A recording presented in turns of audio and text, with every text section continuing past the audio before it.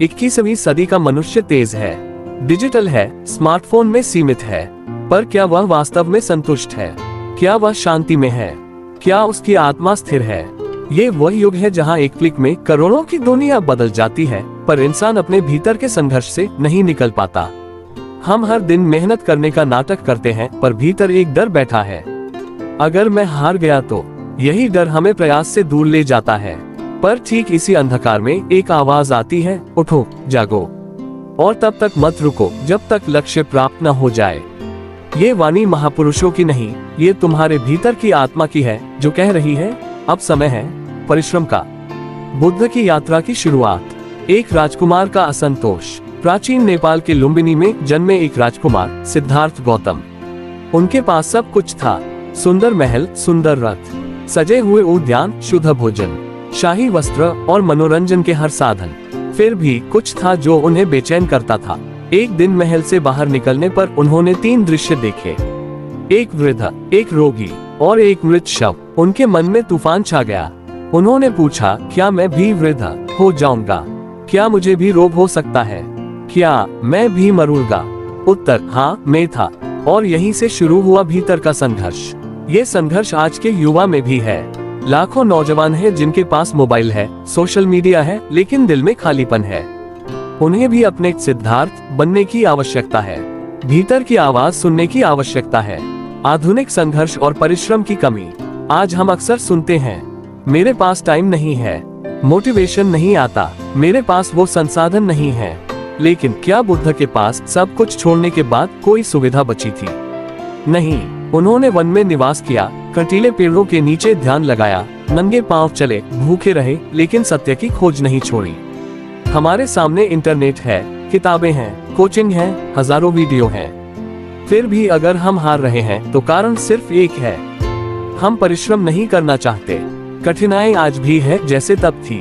फर्क सिर्फ इतना है, तब संघर्ष शरीर का था, आज संघर्ष मन का है। ध्यान और आधुनिक युवा, बौद्धिक थकावट का समाधान।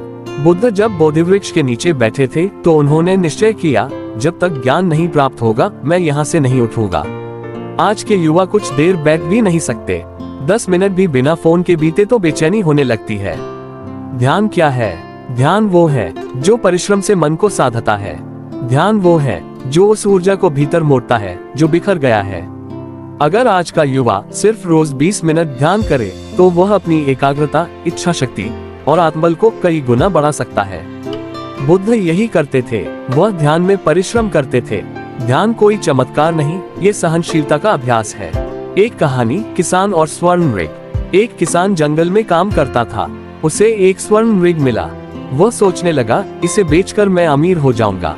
पर स्वर्ण मृग ने उससे कहा, अगर तुम सच में खुश रहना चाहते हो तो मेरी सेवा करो, मुझे जंगल में स्वतंत्र छोड़ो और रोज अपने खेतों को जोतो।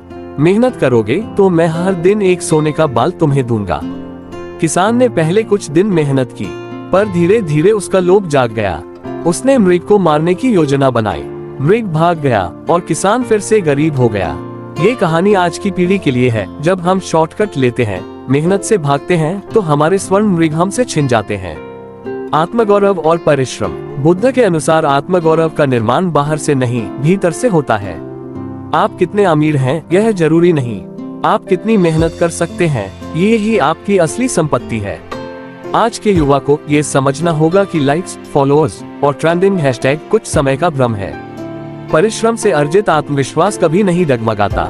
प्रिय मित्रों, परिश्रम वह बीज है जिसे अगर सही नियत, संयम और धैर्य के साथ बोया जाए तो वह महानता का वटवृक्ष बनता है। बुद्ध भी तब तक नहीं रुके जब तक उन्हें सत्य न मिला। आज का युवा भी उस पथ पर चल सकता है अगर वह सच्चे परिश्रम की शक्ति को समझे। जब परिश्रम तब बनता है बुद्धत्व की ओर बढ़ते कदम। सिद्धार्थ से बुद्ध बनने तक की कठिन यात्रा। सिद्धार्थ ने वह छोड़ दिया जिसे दुनिया सुख मानती है, महल, परिवार, पद, प्रतिष्ठा, और चल पड़े अकेले, सिर्फ एक उद्देश्य के लिए, सत्य की खोज। ये वह समय था जब वह जंगलों में भटके, 6 वर्षों तक कठोर तप किया, केवल एक अन्न के दाने पर कई दिन बिताए, शरीर हड्डी मात्र रह गया, और अंत में उन्होंने समझा कि अत्यधिक तप भी राह नहीं है। यहाँ से शुरू होती है मध्यम मार्ग की खोज। ये वही बिंदु है जहाँ सिद्धार्थ का परिश्रम तब बनता है। वे कहते हैं, मैं तब तक नहीं उठूंगा जब तक बुद्धत्व प्राप्त न कर लूं। सोचिए, आज के युवा किसी लक्ष्य के लिए 6 महीने भी पूरी लगन से नहीं जुट पाते। उन्हें बदलाव एक क्लिक में चाहिए, पर बुद्ध ने 6 वर्ष का कठिन परिश्रम किया, बिना किसी गारंटी के। आधुनिक तप, जब दुनिया कहती है छोड़ दो। आप भी एक बात जानते हो, जब आप किसी कठिन लक्ष्य की ओर बढ़ते हो तो सबसे पहले कौन रुकावट बनता है? आपका ही मन। और फिर दुनिया कहती है, अरे इससे कुछ नहीं होगा, इतना क्यों मेहनत कर रहा है, तेरा कुछ नहीं बदलेगा। ठीक उसी तरह जैसे बुद्ध को भी मारा ने रोकने की कोशिश की। मारा आज भी जिंदा है, आपके सोशल मीडिया में, आलस में, तुलना में और अस्थिरता में। जब आप परिश्रम को तब बनाकर निरंतर आगे बढ़ते हैं, तभी मारा पराजित होता है। सुजाता की खीर, परिश्रम की दिशा को समझना। एक दिन जब बुद्ध पूरी तरह दुर्बल हो गए थे, तो एक स्त्री सुजाता उन्हें खीर अर्पित करती है। ये घटना प्रतीक है उस क्षण का जब परिश्रम को संतुलन की दिशा मिलती है। बुद्ध ने समझा, न तो भोग का मार्ग सही है, न ही अत्यधिक तप का। आज के युवा के लिए ये संदेश अत्यंत महत्वपूर्ण है। खुद को तोड़ना, नींद न लेना, भूखा रहना, ये तप नहीं। और आराम में बह जाना, अस्थिर जीवन जीना, ये भी पतन है। परिश्रम का वास्तविक रूप है संतुलन में रहकर पूरी चेतना से लगातार प्रयास करना। एक जातक कथा, लकड़हारा और सोने की कुल्हाड़ी। एक ईमानदार लकड़हारा रोज जंगल में पेड़ काटता था। एक दिन उसकी कुल्हाड़ी नदी में गिर गई। वह रोने लगा। एक देवता प्रकट हुए और सोने की कुल्हाड़ी लाए। पूछा, क्या ये तुम्हारी है? लकड़हारे ने कहा, नहीं, मेरी तो लोहे की थी। देवता मुस्कुराए और उसे सोने की, चांदी की और उसकी असली कुल्हाड़ी तीनों दे दी। फिर वही कथा एक लालची लकड़हारा ने सुनी। उसने जानबूझकर कुल्हाड़ी गिराए और झूठ बोला। देवता क्रोधित हुए और उसे कुछ नहीं मिला। जब परिश्रम ईमानदारी और आत्मसमर्पण से किया जाता है तो उसका फल सोने से भी बहुमूल्य होता है। आज की पीढ़ी के लिए बोधि वृक्ष क्या है? प्राचीन समय में बोधि वृक्ष पेड़ था, आज यह आपका मन है। आपका लक्ष्य ही आपका बोधि वृक्ष है। बुद्ध ने उस वृक्ष के नीचे बैठकर कहा था, मैं तब तक नहीं उठूंगा जब तक सत्य न मिल जाए। आप भी कह सकते हो, मैं तब तक नहीं रुकूंगा जब तक मेरी मेहनत रंग न लाए। मैं तब तक अभ्यास करता रहूंगा जब तक चयन न हो जाए। मैं तब तक नहीं हार मानूंगा जब तक खुद पर गर्व न कर सकूं। हर रोज के छोटे छोटे परिश्रम की बूंदें एक दिन आत्मज्ञान का सागर बन जाती हैं। तो दोस्तों, परिश्रम केवल कर्म नहीं, तप है। तप वही होता है जो भीतर की आवाज के साथ जुड़ा हो। बुद्ध ने जो सहा वह बाहरी था, लेकिन जो उन्होंने पाया वह आत्मिक शक्ति थी। आज का युवा अगर हर दिन अपने बोधि वृक्ष के नीचे बैठकर अपने कर्मपथ पर अडिग रह जाए तो उसके भीतर भी बुद्धत्व जाग सकता है। अब तक हमने परिश्रम को तप में बदलते देखा, बुद्धत्व की ओर बढ़ते कदमों को समझा। अब हम जानेंगे कि बुद्ध की शिक्षाएं कैसे मेहनत को आत्मविकास में बदल देती हैं और किस तरह आधुनिक जीवन के तनावों, अस्थिरता और भ्रम के बीच एक युवा को दिशा दे सकती है। जब परिश्रम आत्मविकास बन जाए, बुद्ध की शिक्षाएं और युवा मन। सम्यक प्रयास, सही दिशा में मेहनत। बुद्ध ने अष्टांग मार्ग में एक शब्द बार बार दोहराया, सम्यक प्रयास। इसका अर्थ है न अंधा परिश्रम, न ही मात्र आलसी सोच विचार, बल्कि ऐसा परिश्रम जो आपके जीवन को भीतर से निर्मल करे। उदाहरण, मान लो कोई युवा एक परीक्षा की तैयारी कर रहा है। वह रात दिन पढ़ता है लेकिन बिना योजना, बिना दिशा, फिर भी असफल हो जाता है।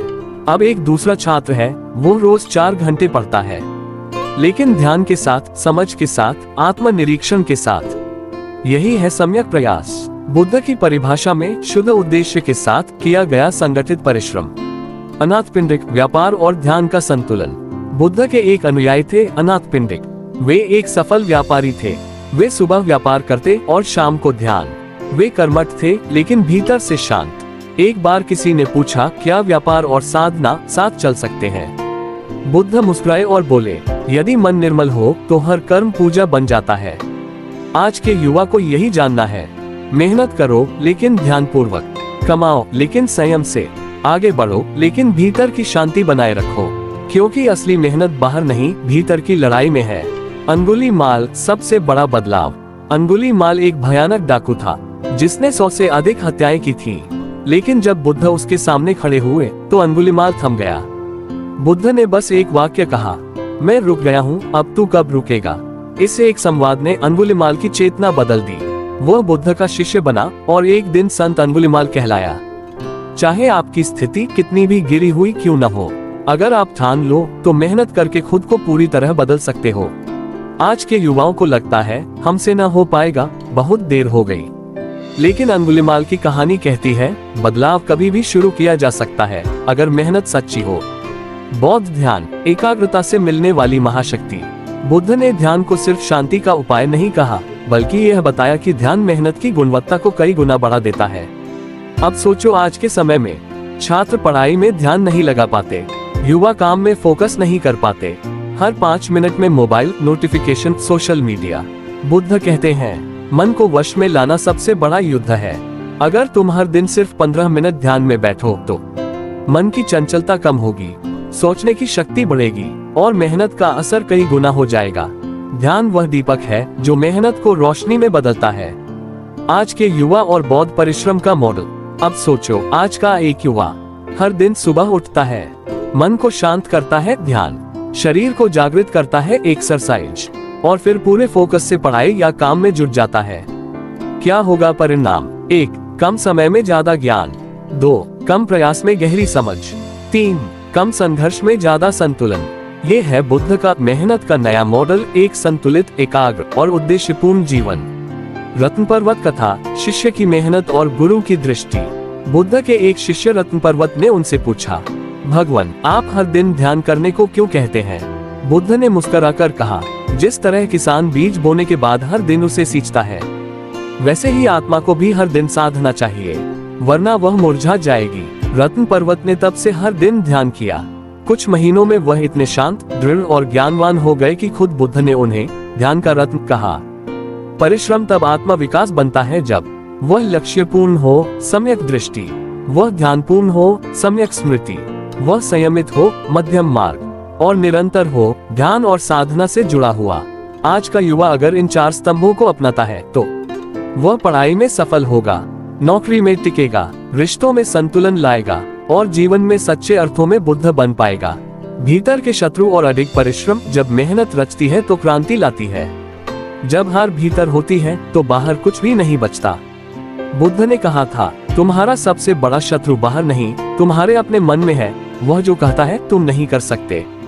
आज का युवा बार बार हारता है, पर दूसरों से नहीं, बल्कि अपने ही विचारों से, अपनी ही आलस्य की आदत से, अपनी प्रकृष्टता प्रोक्रास्टिनेशन से और अपने भीतर पलते डर से।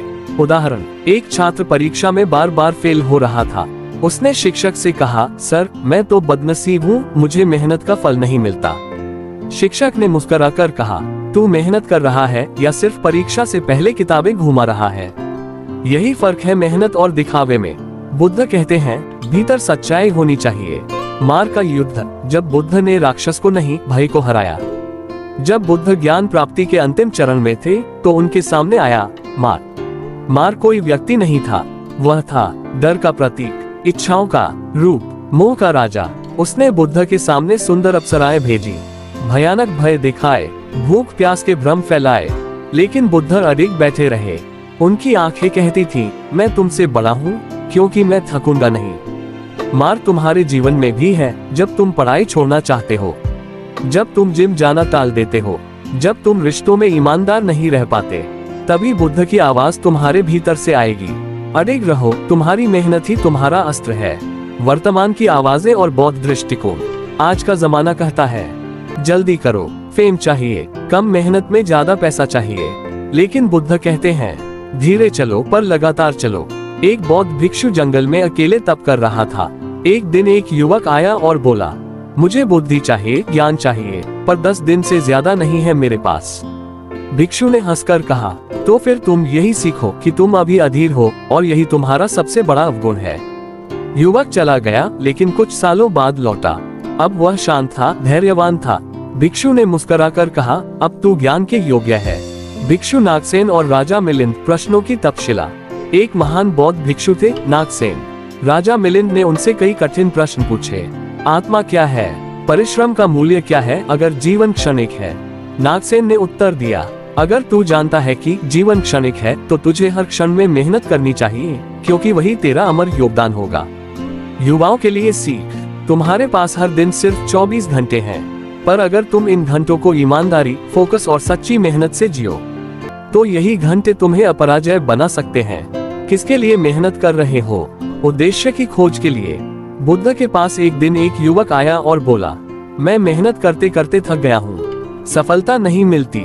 बुद्ध ने पूछा, तू क्यों मेहनत कर रहा है? उसने कहा, क्योंकि सब कर रहे हैं। बुद्ध ने आंखें बंद की और बोले, जिस दिन तुझे मेहनत में आनंद आने लगे तू सफल हो जाएगा। यही है आज के युवा की समस्या। वह मेहनत करता है पर उद्देश्य के बिना। पर ध्यान रखो, जब तक उद्देश्य बाहर होगा, तुलना, पैसा, दिखावा, तब तक मेहनत दबाव बनती है। जब उद्देश्य भीतर होगा, आत्म विकास, शांति, संतुलन, तब मेहनत प्रेरणा बन जाती है। आधुनिक उदाहरण, 2 रास्ते। एक छात्र सुबह उठकर मोबाइल चेक करता है, फिर दिन भर आधे मन से पढ़ता है, शाम को निराश हो जाता है। दूसरा छात्र सुबह उठते ही 5 मिनट ध्यान करता है, फिर एक श्लोक पढ़ता है। उठो, जागो और तब तक मत रुको जब तक लक्ष्य प्राप्त न हो। फिर पूरे दिन 100% फोकस से पढ़ता है। कौन सफल होगा? जवाब स्पष्ट है। बुद्ध ने राक्षसों को नहीं, स्वयं को हराया, और यही उनकी सबसे बड़ी जीत थी। आज के युग में ये युद्ध तलवारों से नहीं, बल्कि आलस्य, टाल मटोल, असमंजस और आत्मसंदेह से लड़ा जाता है। परिश्रम वह अस्त्र है जो इस युद्ध को जीतने की क्षमता रखता है, पर केवल जब वह लगातार हो, भीतर से प्रेरित हो, उद्देश्य पूर्ण हो और ध्यान से जुड़ा हो। जब परिश्रम तब बन जाए कर्म की थाली, आत्मा का भोजन। बुद्ध ने एक बार कहा था, कोई भी स्वाद उस संतोष से बड़ा नहीं जो सच्चे परिश्रम से आता है। इस युग में हम थाली में स्वाद खोजते हैं, लेकिन कर्म की थाली में आत्मा को भोजन मिलता है। बेंगलुरु के एक युवा कोडर की कहानी सुनिए। अर्पित नाम का एक लड़का जो रोज रात 3 बजे तक फ्रीलांस प्रोजेक्ट्स करता था। उसका सपना था एक बार अपने दम पर ऐप लॉन्च करना। लोग कहते थे, तू जल जाएगा इतनी मेहनत से, लेकिन वो हंसकर कहता, अगर मैं नहीं जला तो अपने अंधेरे में कैसे रोशनी लाऊंगा। आज उसकी ऐप करोड़ों युवाओं को पढ़ने में मदद कर रही है। हर रोज की मेहनत अगर मिशन बन जाए तो वह तप है, तप से परिवर्तन और परिवर्तन से आत्मा की तृप्ति। बांस की जड़ें, धीमी पर गहरी मेहनत। तुमने बांस के पेड़ के बारे में सुना होगा। पहले 5 साल तक बांस का बीज जमीन से बाहर नहीं आता, लेकिन अंदर वो गहराई से जड़ें फैला रहा होता है, और फिर 6ठे साल में वह 90 फीट तक ऊंचा उठता है। सिर्फ 6 हफ्तों में। आज की पीढ़ी को लगता है कि अगर 6 दिन में बदलाव न दिखे तो मेहनत व्यर्थ है। बुद्ध ने एक बार कहा, जिसका बीज गहरा हो उसकी शाखाएं ऊंची होती है। इसलिए अगर अभी तक तुम्हारी मेहनत का फल नहीं मिला, मत घबराओ, शायद तुम बांस के बीज हो, जड़ें मजबूत हो रही हैं। सिद्धार्थ से राजकुमार नहीं, योद्धा बना। लोग सोचते हैं सिद्धार्थ आराम से ध्यान करके बुद्ध बन गए, पर वो नहीं जानते, बुद्ध बनने से पहले उन्होंने 6 साल तक हर रोज खुद से युद्ध किया। शरीर भूखा लेकिन मन को केंद्रित रखा, वाणी मौन लेकिन भीतर विचारों की सुनामी से लड़ते रहे। अकेलापन ऐसा कि लोग उन्हें पागल समझे, लेकिन डटे रहे। आज अगर एक युवा 6 घंटे इंटरनेट बंद कर दे तो बेचैन हो जाता है। बुद्ध ने 6 साल सब कुछ त्याग दिया, सिर्फ सत्य की खोज के लिए। बुद्ध की सबसे बड़ी तपस्या थी हर दिन खुद को हराना, तभी वो संसार को जीत सके। जापानी मछुआरा और नई राह। एक जापानी गांव में हर कोई समुद्र में मछली पकड़ता था, पर एक युवा मछुआरे शिंजो ने देखा कि समुद्र अब पहले जैसा नहीं रहा। सबने कहा किस्मत खराब है, लेकिन शिंजो ने कुछ और किया। वो पहाड़ों की ओर गया, छोटी सी नदी पर जाल डाला। लोग हंसे, पर वो जुटा रहा। धीरे धीरे वहाँ मछली पालन शुरू किया, और आज वही गांव मछलियों की फार्मिंग हब बन गया। जहाँ दुनिया हार मानती है, वहाँ परिश्रमी रास्ता बदलता है, हिम्मत नहीं। डिजिटल युग का बोधि वृक्ष। क्या आपको पता है, आज का बोधि वृक्ष किसी पेड़ के नीचे नहीं, बल्कि आपके स्क्रीन के सामने खड़ा है। जब आप इंस्टाग्राम पर नहीं, बल्कि अपने स्किल पर टाइम देते हैं, तो वही ज्ञान है। जब आप दूसरों को कॉपी नहीं, खुद की पहचान बनाते हैं, तो वही आत्मबोध है। आज का बोधि वृक्ष हर उस जगह है जहां आप डिस्ट्रैक्शन छोड़कर डेडिकेशन चुनते हो। अंतिम रूपांतरण, परिश्रमी से प्रेरणा। आप सोचते हैं क्या सिर्फ महान लोग ही दुनिया बदल सकते हैं? नहीं, बुद्ध ने भी साधारण से शुरुआत की थी, लेकिन उनकी नियमितता, परिश्रम और सेवा ने उन्हें विशेष बना दिया। आज जब आप मेहनत करते हैं, आप केवल खुद को नहीं बदलते, आप आने वाली पीढ़ियों के लिए रास्ता छोड़ते हैं। अंतिम संदेश युवा पीढ़ी को, कामयाबी इंतजार कर रही है, लेकिन वो सिर्फ उनके पास जाएगी जिनके पास साहस है हर दिन थोड़ा थकने का। आज की पीढ़ी को चाहिए 1. फोकस मोड, डिस्ट्रैक्शन नहीं, डिटर्मिनेशन। 2. ग्रोथ हैबिट, रोज एक नई सीख। 3. माइक्रो गोल्स, छोटे लक्ष्य, बड़ा आत्मविश्वास। 4. सेल्फ रिस्पेक्ट, दूसरों से पहले खुद की इज्जत। 5. सर्विस, मेहनत सिर्फ खुद के लिए नहीं, समाज के लिए भी। जब मेहनत कर्म बनती है तब फल मिलता है, जब मेहनत तब बनती है तब आत्मबल मिलता है, और जब मेहनत सेवा बनती है तब मोक्ष भी यही मिल जाता है। तो दोस्तों, आज की वीडियो आप सभी को कैसी लगी? अच्छी लगी तो लाइक और शेयर करें, और ऐसे ही प्रेरणादायी वीडियो देखने के लिए हमारे चैनल को सब्सक्राइब भी करें। धन्यवाद।